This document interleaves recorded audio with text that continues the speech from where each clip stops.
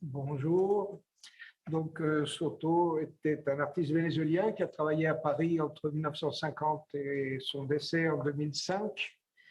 Et à notre connaissance, il a utilisé le PVC exclusivement pour les pénétrables.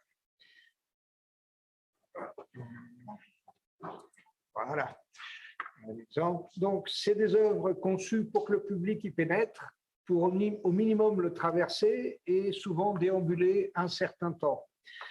Nous n'avons pas d'expérience du PVC sous d'autres formes et ça ne s'est pas fait. Les premiers pénétrables datent des années 60, fin des années 60, et d'autres matériaux tels que le nylon ont été utilisés pour leur fabrication sous forme de fils ou de tubes. Nous estimons que le PVC a été utilisé à partir de 1982 et avons la certitude de son emploi à partir de 92 pour ce pénétrable concrètement. Exposé donc au Portugal. Avant cette date, nous avons des informations sur les matériaux qui sont un peu fantaisistes, disons. Malheureusement, les archives n'ont pas conservé cette partie de l'œuvre. À partir de cette date, il est toujours utilisé en structure de tubes souples d'un diamètre extérieur de 5 mm et pour un diamètre intérieur de 3 mm. Ils peuvent être translucides ou colorés, le cas extrême, voilà, qu'on connaisse, donc colorés dans la masse, bien sûr. Ou, dans un seul cas, colorés au moyen d'un vernis coloré apposé sur un secteur des tubes. Voilà. Alors, quelques facteurs sont importants à considérer sur l'emploi du PVC pour les pénétrables. Déjà, certains ont été conçus pour une exposition en intérieur, d'autres en extérieur. Et j'ai un petit problème technique, si quelqu'un pouvait venir m'aider ici.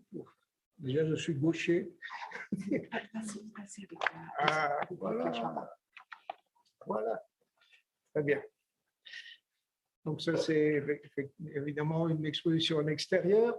Et d'autres pénétrables ont été conçus pour les deux situations possibles, extérieur et intérieur.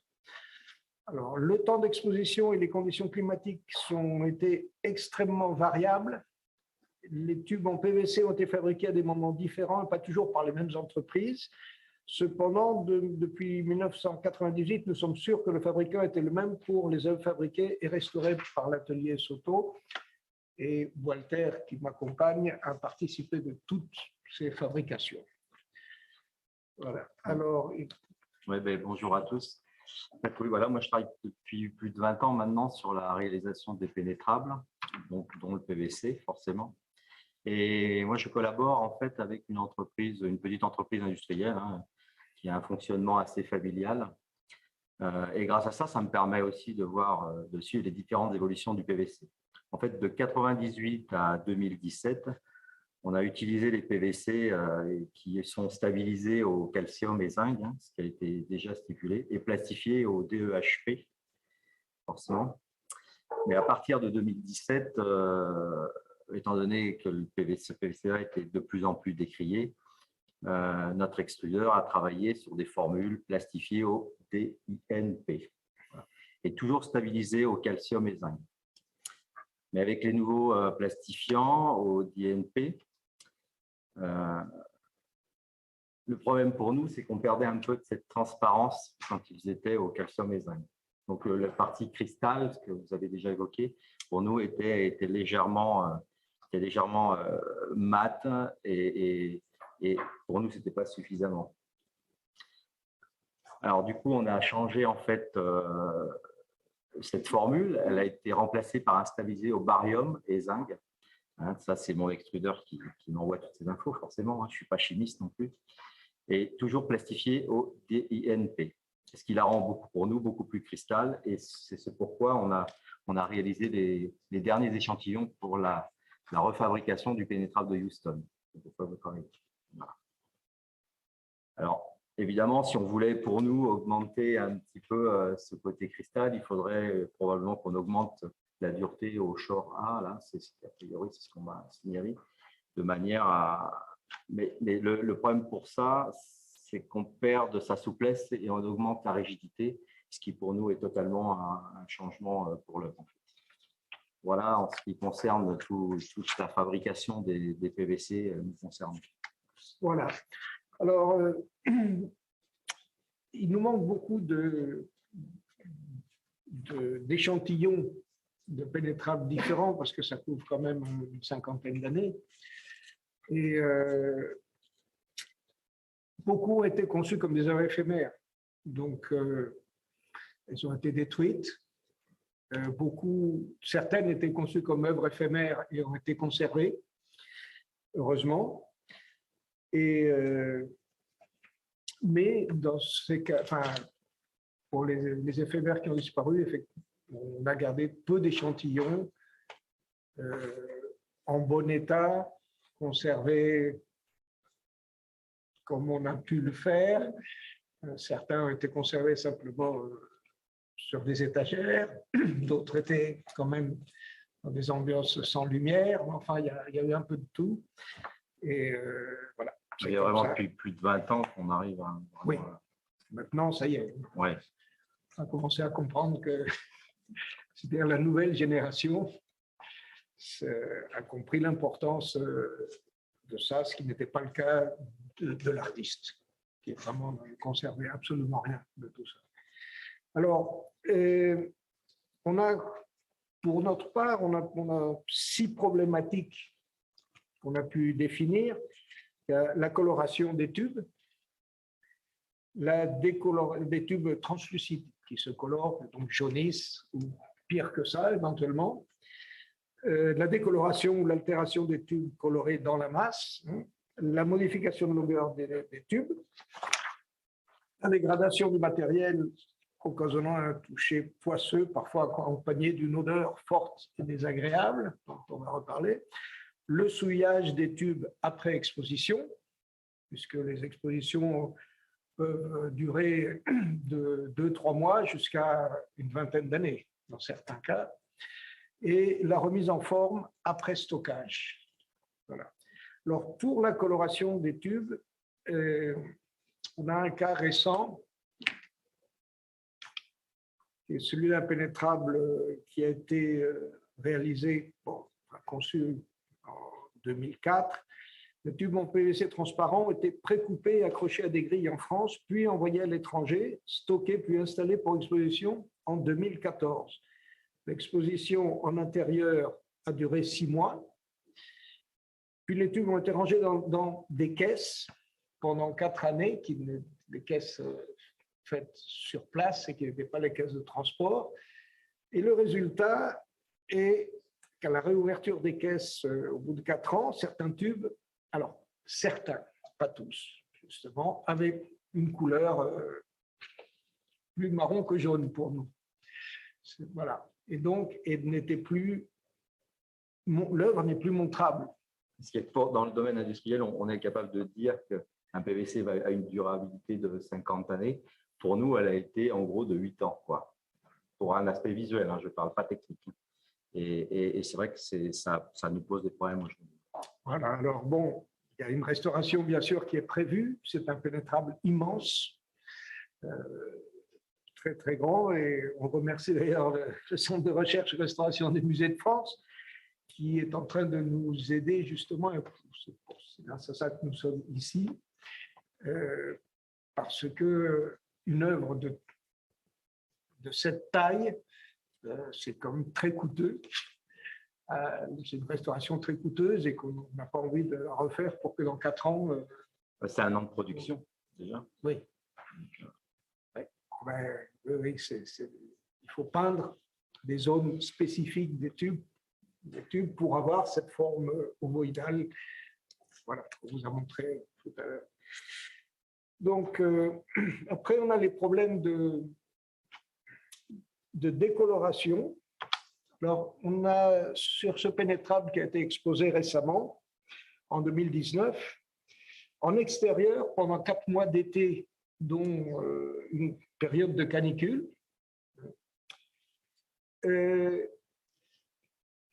on a pu constater une décoloration. Donc, si on voit sur la partie gauche, alors les deux tubes qui sont à droite sur chaque photo sont des tubes qui n'ont pas été exposés. Hein, c'est des échantillons qu'on avait gardés.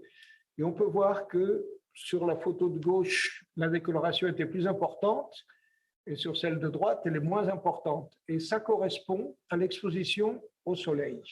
Voilà, tout simplement, ce qui était exposé à l'ouest avec le soleil de l'après-midi.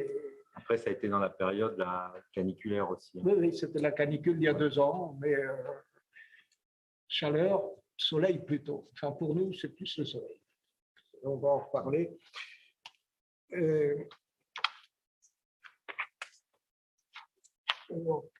Voilà, un cas extrême. Ça, c'est un pénétrable, donc partiellement couvert. On voit qu'il y a une partie sur une partie du pénétrable où il y a un toit, ou dans tous les cas. Et ce pénétrable a été exposé pendant 4 ans à Miami, en Floride, dans un climat chaud, humide et très ensoleillé, particulièrement ensoleillé. Alors, au bout de 4 ans, ça c'est un exemple, c'est un rouleau de tube récupéré après cette exposition. On voit que l'altération, bien sûr, n'est pas homogène.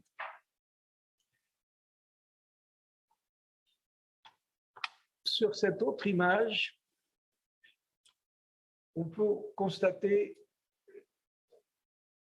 déjà, alors chaque tube, on voit les 2 extrémités chaque fois d'un tube. La partie du haut avec le nœud, donc c'est accroché à une grille métallique.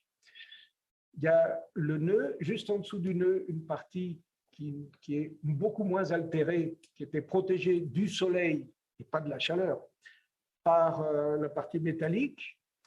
Et on constate donc tous les fils, il y a eu cette protection dans chacun des cas, et qu'effectivement, la décoloration de la partie basse est différente, et on pense que on attribue ça aux rayons solaires. Voilà.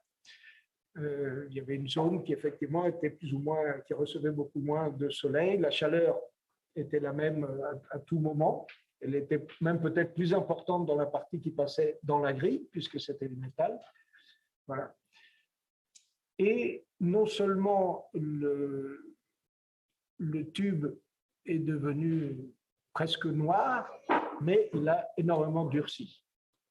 Il a perdu pratiquement toute sa souplesse.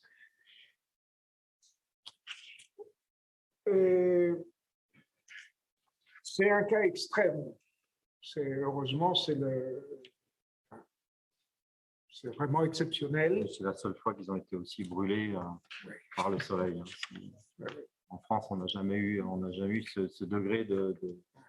Enfin, c'est exposé durant 4 ans, en continu, sans aucune interruption, sans aucune protection.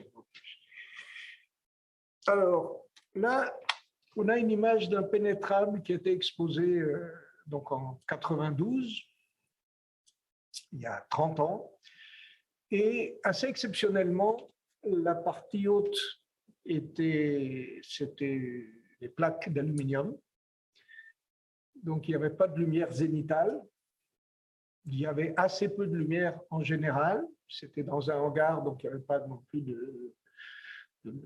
d'exposition au soleil, et on a récupéré les tubes. Bon, là, c'est une photo noir et blanc, malheureusement, parce qu'il n'y a pas de photo de couleur de cette exposition. Et on a récupéré les tubes 28 ans après, donc il y a 2 ans, et ils ont pratiquement la couleur originale. Voilà. Alors, ils ont été entreposés n'importe comment.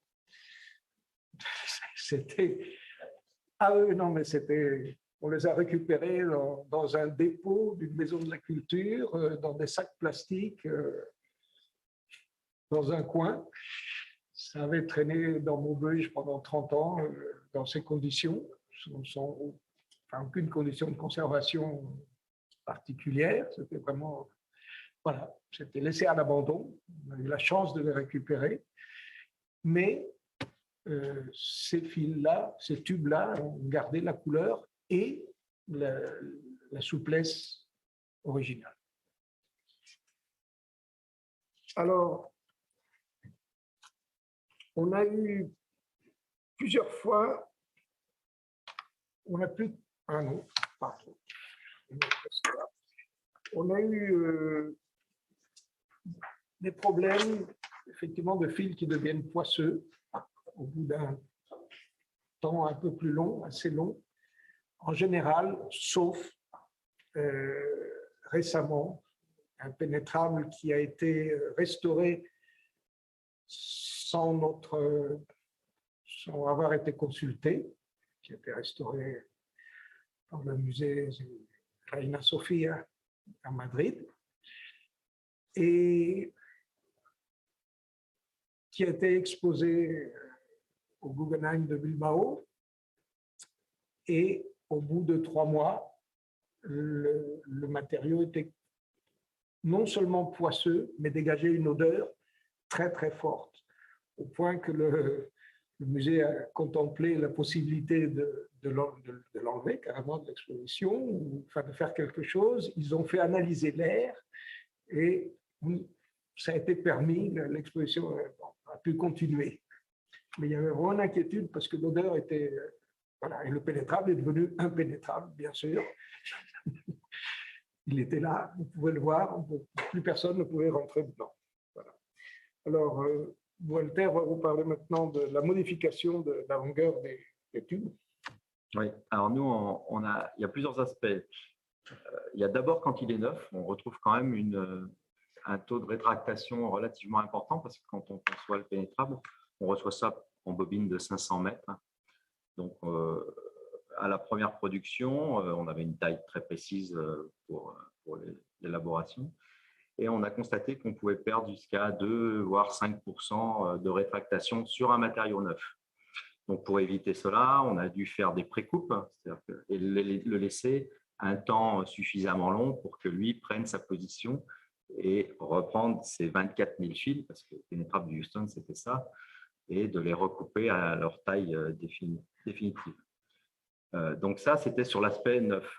On le retrouve après sur le taux de rétractation sur les parties plus anciennes, alors qui est souvent lié à l'activité qui se passe à l'intérieur, parce que les enfants jouent, on a même vu passer des vélos à l'intérieur, on comprenait que le PVC tirait sur des grandes longueurs. Voilà, on a un type de balançoire qui se crée. Donc, vous pouvez imaginer qu'au bout de 4 mois, ça nous pose des problèmes de restauration. Voilà. Mais ça, on peut difficilement en vouloir au PVC. Voilà. Donc, en tout cas, dans ces cas-là, on peut couper. Voilà. Nous, pour remettre à la longueur. On n'est plus dans une problématique compliquée parce qu'à la fin de l'exposition, on le repasse en table de coupe et on ramène ça à la longueur donnée. Mais pour nous, c'est quand même un matériau qui est très vivant du début à la fin et c'est vrai que ça demande beaucoup de temps. Voilà, c'est surtout de l'ordre mécanique, hein, l'agissement du public. Pareil, les matières grasses, hein, les mains, les manteaux et tout ça, c'est quand même très compliqué pour nous pour l'entretien. Alors, ça va rejoindre un petit peu ce que vous disiez tout à l'heure. Effectivement, nous, on a procédé à différents essais parce que je ne suis pas chimiste, donc c'est un peu ces 20 années d'expérience qui m'ont permis de faire plusieurs essais. Et il n'y a que l'eau, en fait, qui permet de garder la longévité du PVC. Alors, on a essayé jusqu'à une certaine température pour le nettoyage, par exemple, des fils. Je suis même allé jusqu'à faire des essais en machine à laver classique, hein, industrielle, forcément, pour voir jusqu'à quelle température mon PVC allait se modifier. Et il s'avère qu'au-delà de 50 degrés, on perd son côté cristal. Voilà. Donc, on a lancé ces processus-là. Alors, pour des fils, c'est compliqué parce qu'en machine, ça brasse et pour démêler tout ça, c'est pas très simple. Donc, on a changé le processus. On le fait par trempage dans des grands bacs où on monte la température d'eau à 50 degrés. On le laisse pendant 20 minutes parce que c'est pareil, ça permet de redonner le fil beaucoup plus raide en fait parce que suivant les stockages, suivant le lieu où il est exposé, il arrive à prendre la forme de torsade. Et donc, pour le ramener à son origine, en fait, on le fait par trempage. Voilà. Et après, on le fait sécher par soufflage à l'air chaud, pareil, à basse température. Et pendant 24 heures, il est suspendu. Alors, il faut des grands ateliers parce que ça représente quand même des grandes surfaces. Et voilà comment nous, on entretient le pénétrable. Donc, à chaque exposition, eh bien, on le passe, suivant s'il a été exposé en intérieur ou extérieur, on le passe au microfibre, uniquement humidifié, un par un, donc c'est beaucoup de temps, un par table, sur des tables, en fait, évidemment. Et après, on le laisse sécher par soufflage, tout simplement. Mais il n'y a que l'eau qui permet ça, parce que le moindre produit altère forcément. Ça rejoint ce que vous disiez tout à l'heure. On n'avait pas cette expérience, on a fait des tests et en fonction de ça, ça rejoint complètement ce que vous nous avez dit tout à l'heure. Voilà l'entretien de nos pénétrables. La remise en forme, après stockage. Et la remise en forme après stockage, en fait, elle se fait aussi par trempage si c'est trop poussé, mais tous les pénétrables sont défaits de leur grille de présentation. En fait, ils se transportent en caisse dans des grilles d'1 mètre par 1 mètre, donc sont déposés et suspendus dans des grands casiers pour garder ce côté assez rigide en fait que les gens souhaitent quand le pénétrable arrive, et non pas trouver des torsades dans tous les sens. En tout cas, c'est toutes ces expériences-là qui nous ont permis de savoir comment on allait garder les pénétrables le plus longtemps possible, parce que pour nous, en moyenne, il faut savoir que 15 années, pour un pénétrable qui a été présenté en intérieur, c'est vraiment le maximum qu'on puisse aller. Après, on constate vraiment une dégradation et un changement de couleur, parce qu'on en fait beaucoup. Les bleus sont teintés dans la masse, mais au-delà de 15 années, on constate vraiment une dégradation, un changement de couleur. En dessous de ça, il y a quand même une seuil de tolérance qui se fait. C'est ce que je peux vous apporter. Voilà. On attend vos questions.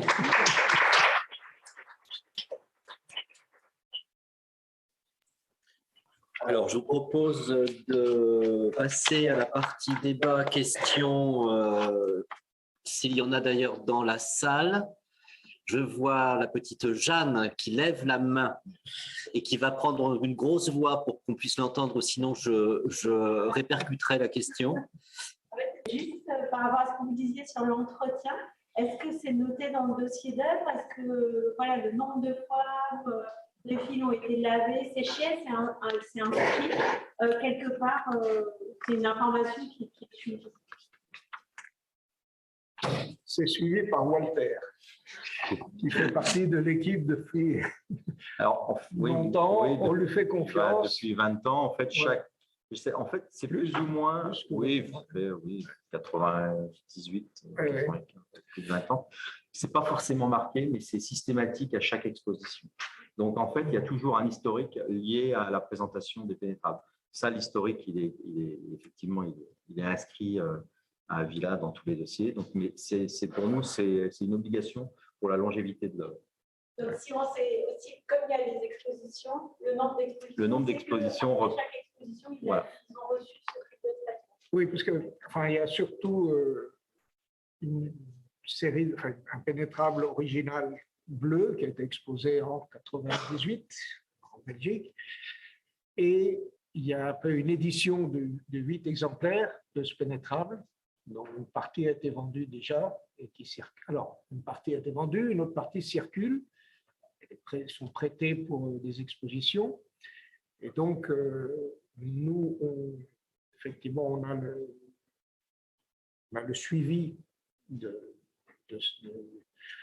ceux qui nous appartiennent, et on sait que chaque fois, chaque fois qu'ils reviennent, puisqu'ils sont stockés chez Walter, on sait qu'ils ont été nettoyés et on sait de quelle façon.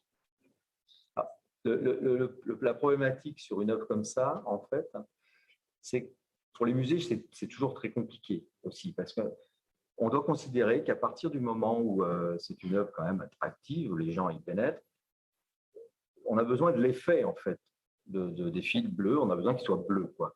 Donc, à partir du moment où, au bout de 10 ans, on constate, nous, que ces fils sont plus, qui ne correspondent plus à ce qu'on souhaite, c'est là où il faut se détacher un peu de l'œuvre, en fait, pour moi, ce que je considère. C'est qu'à un moment donné, le fil, il doit être changé, quoi. Voilà, c'est un PVC, il est vivant.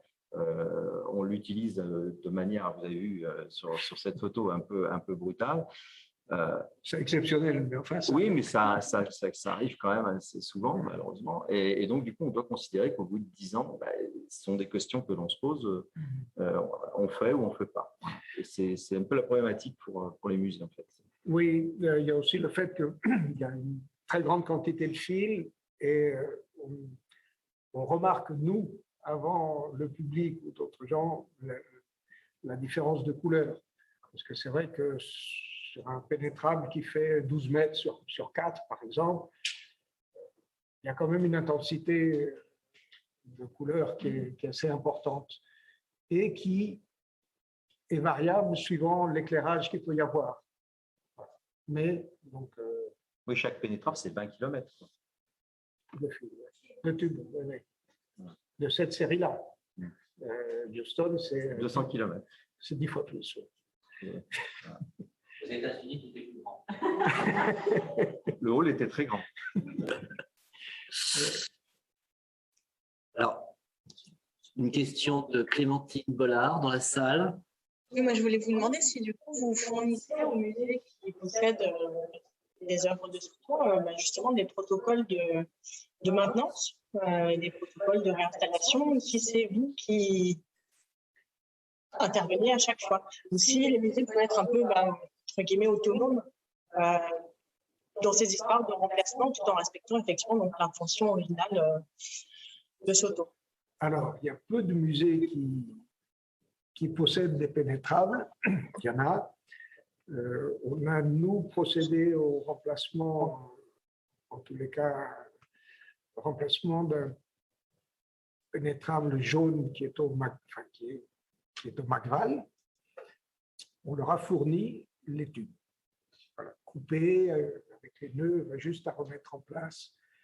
Et, non, mais à part ça, on nous a jamais demandé un suivi particulier. On n'a pas eu de… Je crois qu'il n'y a que 2 pénétrables dans les musées en France, si je ne me trompe pas. Il y a cet immense pénétrable à Houston, là, effectivement, ils nous ont dit, bon, alors qu'est-ce qu'on fait? C'est plus montrable maintenant. Donc, on est en train d'essayer de trouver des solutions. Déjà de comprendre la problématique, parce Oui. qu'au bout de 10 ans, pour nous, ça semblait quand même un peu rapide comme processus de vieillissement ou de décoloration. Et c'était juste, il fallait quand même qu'on comprenne avant de pouvoir relancer à nouveau une restauration. Et eux, disons, de leur côté, cherchent des solutions aux États-Unis sur les matériaux et on attend leur réponse, on attend des échantillons pour nous essayer de voir si ça correspond à ce qu'on Alors, souhaite.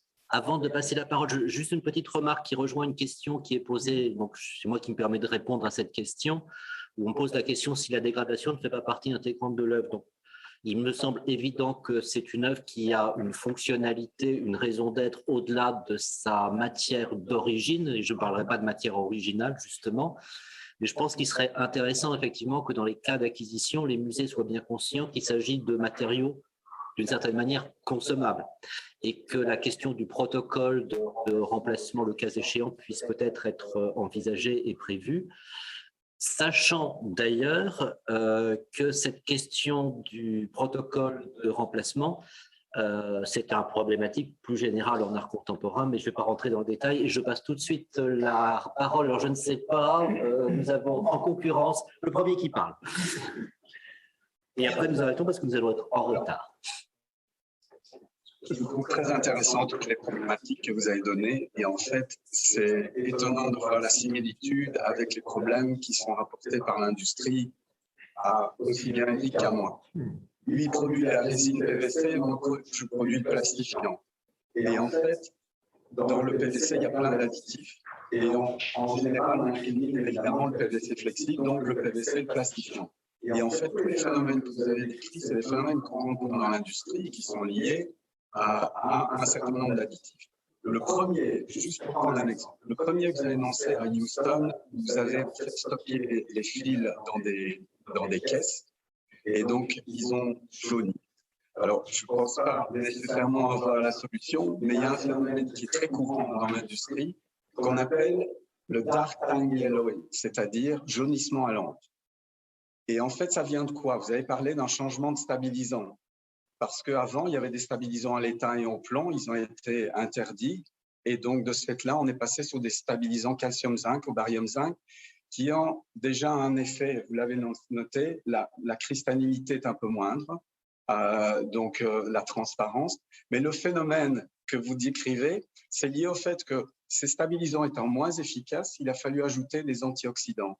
Et ces antioxydants ont la particularité de réagir dans l'ombre. Alors, sortez vos fils, mettez-les à l'air, exposez-les aux UV. Si c'est ça le phénomène, ce que je pense, parce qu'on a vu souvent ce phénomène, il est réversible. Donc, vos fils vont redevenir transparents. C'est un petit peu comme avec les peintures à liant huileux ou les glycérophtalines. C'est pour nous intéressant d'entendre ça, c'est que ce sont des choses, on a déjà aussi signalé qu'il était probable que cet effet justement de marron, jaunâtre, se soit produit du fait de l'avoir rendu, enfin, de l'avoir stocké dans une caisse complètement hermétique. Et pour moi, je pense que même l'absence de l'air à l'intérieur a dû justement provoquer une réaction chimique, peut-être même liée au PVC qu'ils ont mis à l'intérieur de la caisse pour le protéger. C'est vraiment lié au stabilisant. C'est un phénomène qui est lié au stabilisant. Et dans les revêtements de sol, les gens qui ont par exemple une armoire ou un meuble constatent effectivement qu'en dessous du meuble, le revêtement de sol vient jaune. Vous enlevez le meuble, vous le remettez à la lumière et c'est réversible. Mais pas dans tous les cas, mais dans beaucoup de cas, c'est réversible. Quel est le délai dans l'idée pour revenir sur un aspect normal? Ça peut revenir en quelques jours. Alors, je vous propose de continuer cet échange en privé avec juste une remarque pour les personnes qui nous suivent en visio. Les réponses étaient apportées par Monsieur Didier Nert, donc notre ami industriel de chez ExxonMobil. Il y avait une dernière question peut-être, Sylvie, je ne sais pas, non?